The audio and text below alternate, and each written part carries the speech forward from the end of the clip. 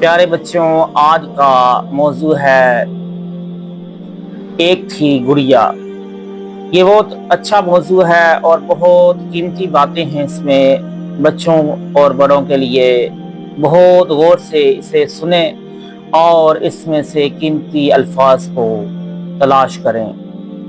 کل گڑیا کی 15ویں سالگرہ تھی۔ گھر روشن کمکموں سے جگمگا رہا تھا۔ مہمانوں کی آمد کا سلسلہ شروع ہو چکا تھا۔ آنے والے مہمان تحفوں کے ساتھ ساتھ امی ابو کو گڑیا کی سالگرہ کی مبارکباد دے رہے تھے۔ سب گھر والے گڑیا سے بہت پیار کرتے تھے۔ سالگرہ کے موقع پر سبھی رشتہ دار گڑیا کے پسند کے تحائف لے کر آئے تھے۔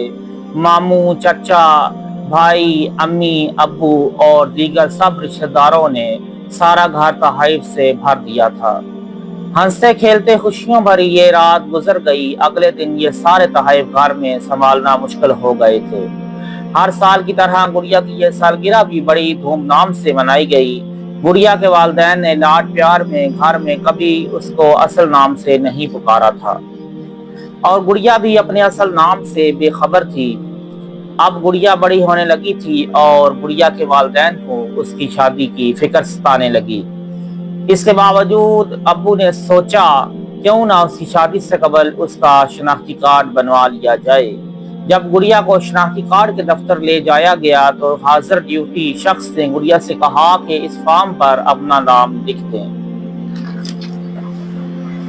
گڑیا نے کہا، میں سمجھی نہیں۔ اس شخص نے اپنی بات پھر دہرائی اور کہا، بیٹا آپ یہ قلم لیں اور فارم پر اپنا نام لکھ دیں۔ گڑیا اس شخص کی بات سن کر اپنے ابو کی طرف دیکھنے لگی۔ ابو نے گڑیا کا ہاتھ پکڑ کر دستخط والی جگہ اس کا انگوٹھا لگوا دیا۔ گڑیا کو یہ سب کچھ عجیب سا لگا۔ اس کو کبھی کسی نے گھر میں اصل نام سے نہ پکارا تھا، اور نہ ہی گڑیا کو معلوم تھا کہ اس کا نام گڑیا سے ہٹ کر بھی کچھ ہو سکتا ہے۔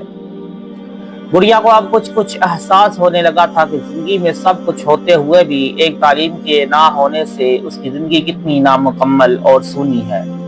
گڑیا کو اب یہ خوبصورت قیمتی تحائف دے کر ان سے نفرت سی ہو رہی تھی۔ ان قیمتی تحفوں کو اس نے ہاتھوں میں پکڑ کر ایک ایک کر کے توڑ دیا اور پھر الماری سے بھائی کی کتابوں کو نکال کر رو رو کر اپنے سینے سے لگا لیا۔ گڑیا آنکھوں میں آنسو لیے یوں ہی سو گئی۔ وقت کتنی تیزی سے آگے بڑھ رہا تھا، اس کو واپس لانا کسی کے بس میں نہیں۔ جو بھی لوگ گڑیا کے رشتے کے لیے آتے وہ سب سے پہلے گڑیا کی تعلیم ہی کا پوچھتے تھے۔ ان کا سوال سن کر گڑیا کے والدین اکثر اپنا سر جھکا کر دبی آواز میں ایک ہی جواب دیتے، ایک تعلیم ہی نہیں، باقی تو اللہ کا دیا سب کچھ ہے، آپ کو جہیز میں کسی چیز کی کمی نہ محسوس ہوگی۔ لوگ یہ سن کر بغیر کچھ کہے چلے جاتے۔ کئی اور جگہوں سے بھی گڑیا کے رشتے کی بات محض تعلیم کی وجہ سے بنتے رہ گئی تھی۔ گڑیا کو بھی اب اس بات کا احساس ہونے لگا تھا کہ اس کے والدین نے اس کی زندگی کے ساتھ کتنا بڑا مذاق کیا ہے۔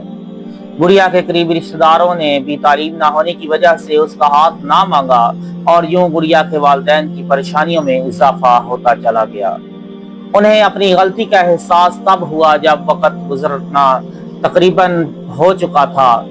گڑیا کی شادی کے آس اور آنکھوں میں خواب لیے گڑیا کی امی ابو ایک ایک کر کے اس دنیا سے دور چلے گئے۔ اب گھر کی تمام ذمہ داریوں کا بوجھ گڑیا کے بڑے بھائی کے کندھوں پر آن پڑا تھا۔ والدین کی وفات کے بعد بڑے بھائی نے اپنی شادی ایک پڑھے لکھے گھرانے میں کی اور خوشحال زندگی گزارنے لگا۔ یوں کسی حد تک بھابھی کے آنے سے گڑیا کے اکیلے پن کا احساس بھی جاتا رہا۔ بھابھی اور گڑیا میں بہت پیار ہو گیا تھا۔ بھابھی نے گڑیا کی تعلیم کا آغاز گھر میں روزمرہ کی استعمال ہونے والی اشیاء کے ناموں سے کیا۔ بھابھی روز گڑیا کو چیزوں کے نام انگریزی میں سکھاتی اور اردو میں لکھنا بھی سکھاتی۔ جب بھابھی پوچھتی تو گڑیا فوراً جواب دیتی کہ لکھ کر بھی بتاتی، اور یوں گڑیا کے اندر تعلیم کے حصول کا شوق لوٹ آیا۔ پھر ایک دن اس نے وہ کتابیں خرید لی جن کا تعلق ہماری گھریلو زندگی سے جڑا ہوا ہے۔ یوں گڑیا نے تعلیم کے ساتھ ساتھ امور خانہ داری بھی مہارت حاصل کر لی۔ وہ گڑیا جس کو لاڈ پیار میں کسی نے کبھی چائے کی پیالی بنانے کا بھی نہیں کہا تھا، آج گھر کے سارے کام دوڑ کر کرتی ہے۔ بھابھی کی کوشش اور گڑیا کی محنت رنگ لائی اور آج اللہ کے فضل و کرم سے تعلیم کے میدان میں بھی گڑیا کسی سے پیچھے نہیں ہے، کیونکہ محنت کرنے والوں کے ساتھ اللہ تعالیٰ کی طاقت ہوتی ہے۔ محنتی اللہ کا دوست ہے اور پھر اس کی ایک مناسب جگہ دیکھ کر شادی بھی کر دی گئی۔ آج گڑیا کے اندر ان پڑھ ہونے کا خوف جاتا رہا۔ گڑیا اکیلے میں بیٹھی ہوتی ہے اور ماضی کی طرف جب دھیان جاتا ہے تو اس کے منہ سے زور سے ہنسی چھوٹ جاتی ہے۔ گڑیا کے بچے اب کالج اور یونیورسٹی میں پڑھتے ہیں۔ گڑیا نے جب اپنے بچوں کو اپنی زندگی کی یہ ایک اہم کہانی سنائی تو بچے اپنی ماں سے کہنے لگے کہ ہمارے پیارے نبی کریم صلی اللہ علیہ وآلہ وسلم کا ارشاد ہے کہ ماں کی گود سے لے کر گور تک تعلیم حاصل کرو، اس میں عمر کی کوئی قید نہیں۔ واقعی یہ سچ ہے کہ علم بڑی دولت ہے۔ پیارے بچوں، علم بہت بڑی دولت ہے۔ جس کے پاس علم نہیں ہے وہ کسی کام کا نہیں ہے۔